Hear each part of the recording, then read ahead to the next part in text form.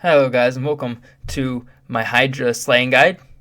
Now just be aware this is day of release, so methods could change and my inventory setup's probably not that great.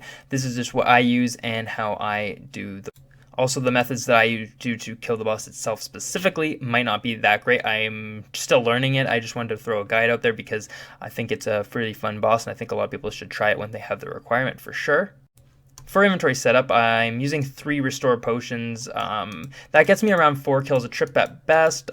You could bring more, but I'm still not 100% too great yet, so I do have a lot of food. Though when you become really good at it, you could use a lot more prayer than food. I'm getting to the point where I might be able to start bringing more prayer than food for sure. I got an antidote for antipoison, ranging potion. I bring a blowpipe for spec. And for food, I'm just using 2 anglerfish just to pre-heal my health up. And I only really need 1, but I'm bringing 2 just because if I want in the middle of the kill, if I have full health, I can use it. And then I just have a lot of manta rays. Obviously, my assembler, I'm just having my inventory, but it should be just the normal max cape. That's just for the teleports.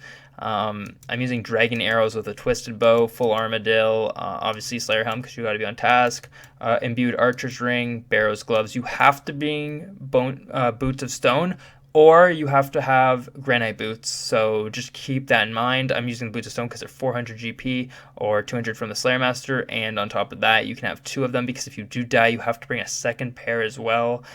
So I just thought I'd bring those because they're cheaper. Anguish, and yeah, so max range essentially. And that's pretty much. To get there, you want to teleport to any fairy ring that you can, so I just use this one that's the closest one to get there.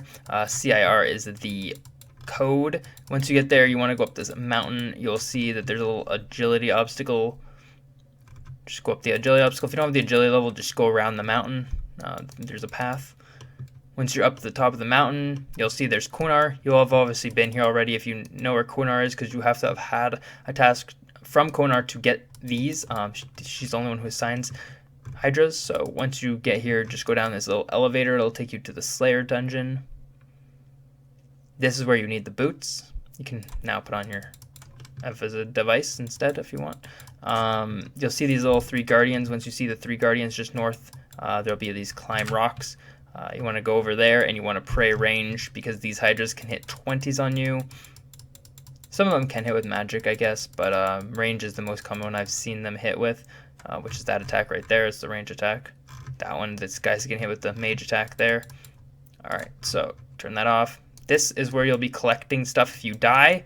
You'll go up to this guy and go collect, and he doesn't have anything for me because, well, I don't have anything in there, but if you do, that's how you collect it. And if you don't have the boots, you'll be taking lots of damage right where I'm standing and up until here from all the way over there, so you won't make it here, and you won't even be able to keep that interface open if you're taking damage either, so you will double die and you'll lose everything that he's holding if you do double die.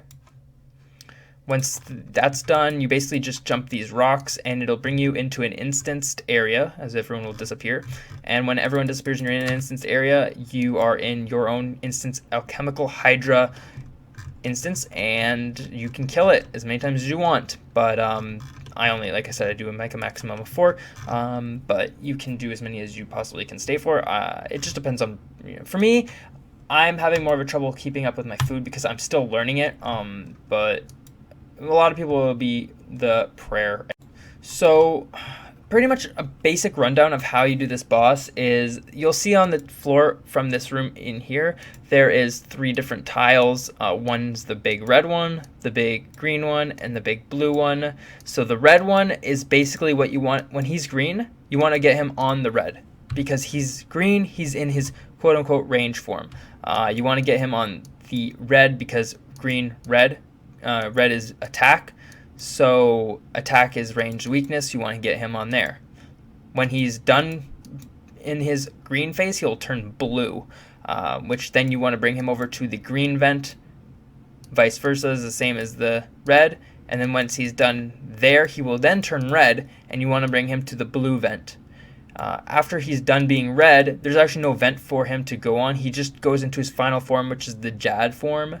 And the Jad form is essentially just like the Jad boss, where you will be switching between range and mage prey. It's very easy to know which is which. He does, like, say for instance, the first one will be range, the next one will guarantee be mage, and then it'll be the same way. However, he also has a poison attack where if, for instance, his first attack is range, his second attack will be mage, his next attack will be range. He will then throw out a poison attack, but it will still be magic after that poison attack.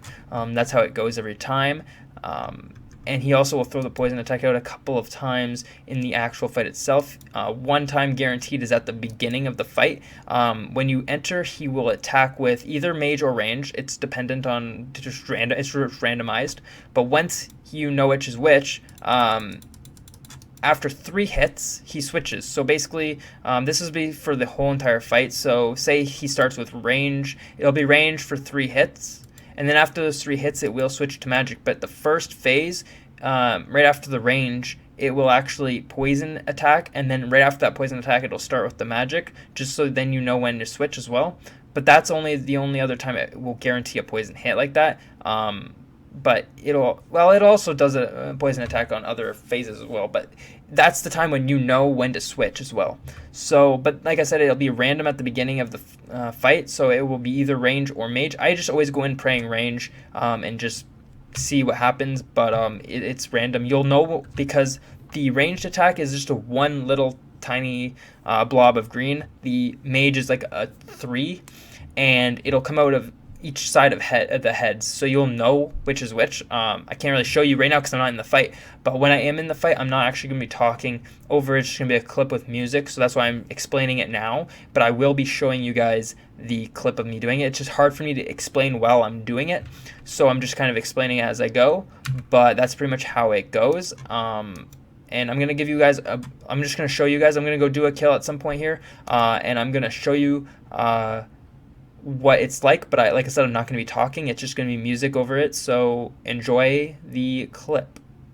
Something else that I forgot to mention to you guys in that clip as well, when he is on his red form, where he when you're on the blue tile, second last form, I guess you can say, he will actually be in a form where it's like the fire phase, where if you don't DPS him hard enough, so basically if you don't have a T-bow, he will shoot out waves of fire on either side of him, stun you at the same time, and then he will shoot out a fire wave that will follow you around the room until it stops. Then you can start attacking him. I mean, you can start attacking him while it's following you. Just got to be very careful. It will hit pretty high, so just thought I'd tell you guys about that one. You'll see it in the clip.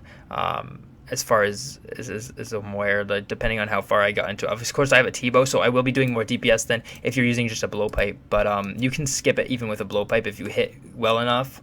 But yeah, I just thought I'd tell you guys about that one.